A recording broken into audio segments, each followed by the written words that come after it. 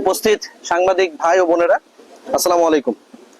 আপনারা জানেন Sylhet battalion ৪৮ BGB দীর্ঘদিন ধরে অত্যন্ত সুনামের সাথে সিলেটের সীমান্তবর্তী এলাকায় চোরাচালান বিরোধী অপারেশন, মানব পাচার প্রতিরোধ, এছাড়াও অন্যান্য কুশীন প্রতিরোধ এই ধরনের অপারেশন পরিচালনা করে আসছে।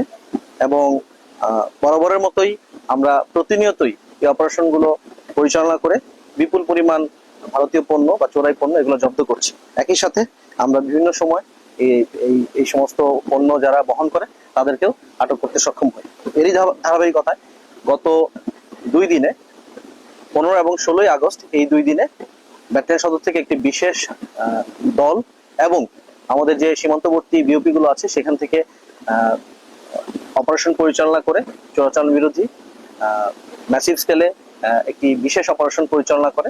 এই বিশেষ অপারেশন সিলেটের সীমান্তবর্তী গোয়াইনঘাট, কোম্পানিগঞ্জ, জৈন্তাপুরের কিছু অংশ, শুধু 48 বিজিবি নয়, এখানে 19 বিজিবির কিছু এলাকা জৈন্তাপুর, সেখানেও এই একই অপারেশন পরিচালনা করা হয়। এই চোরাচালান বিরোধী অপারেশন পরিচালনা করে গত 2 দিনে আমরা আনুমানিক 2.5 কোটি টাকা মূল্যের বিভিন্ন ভারতীয় চোরাই পণ্য বা অবৈধ পণ্য জব্দ করতে সক্ষম হই।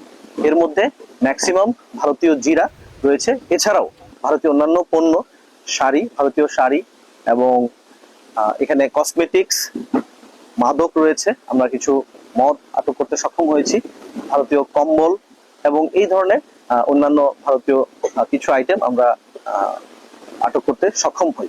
আপনারা গত 3 মাসের যদি আমি পরিসংখ্যান বলি, এই সেক্টরের সিলেট সেক্টরের অধীনে আমরা যেহেতু কাজ করছি, এই সিলেট সেক্টরে গত 3 মাসে আমরা আনুমানিক 57 কোটি টাকারও বেশি মূল্যের ভারতীয় পণ্য আটক করতে সক্ষম হই।